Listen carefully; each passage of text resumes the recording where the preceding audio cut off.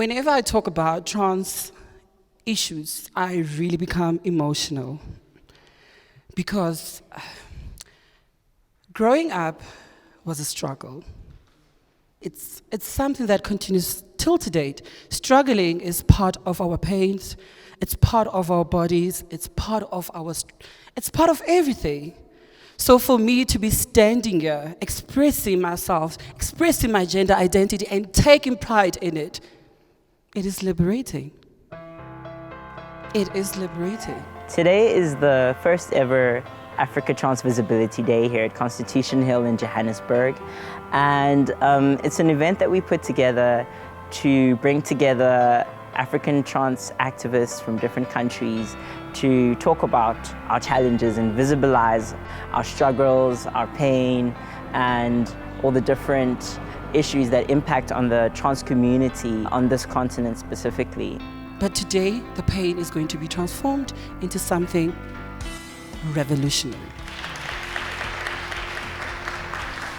So, the program will be starting and with radical trans women and men.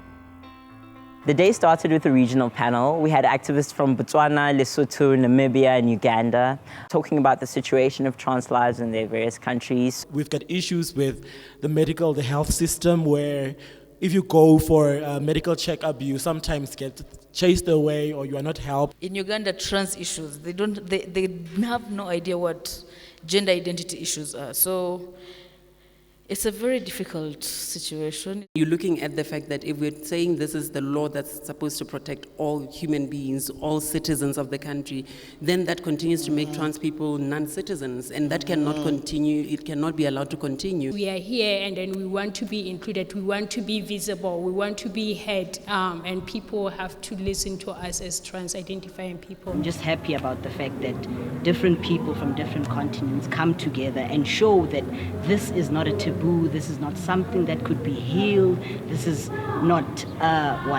something that is considered as a medical illness. These are people's lives that we're dealing with here, and these are people's identities. What we need to remember whenever we enter into discussions about transgender health is that it's not just gender-affirming services.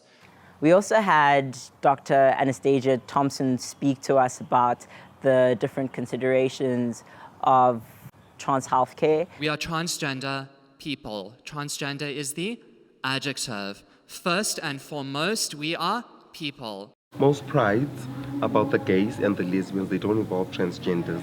So that's what I was here for today, to express, to represent the trans people. I was excited about today and it met my expectations.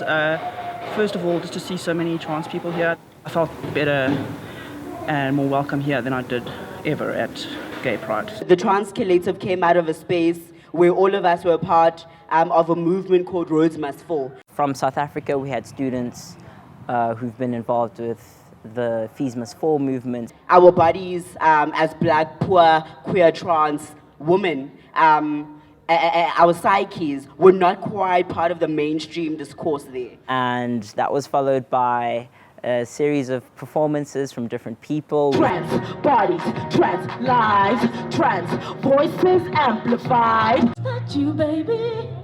Under my heart, is that you, baby? And I might not be perfect, but at least now I'm brave. I feel like events like these don't happen enough.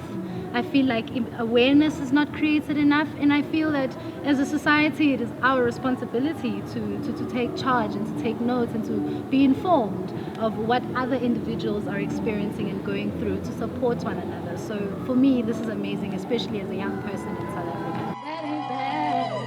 I found a brand new kind of free. The biggest highlight has really just been seeing so many people come together. Really, it's been so powerful, and the happiness is a sense of oneness, feeling that we're not alone, and we're not isolated. That just is so powerful.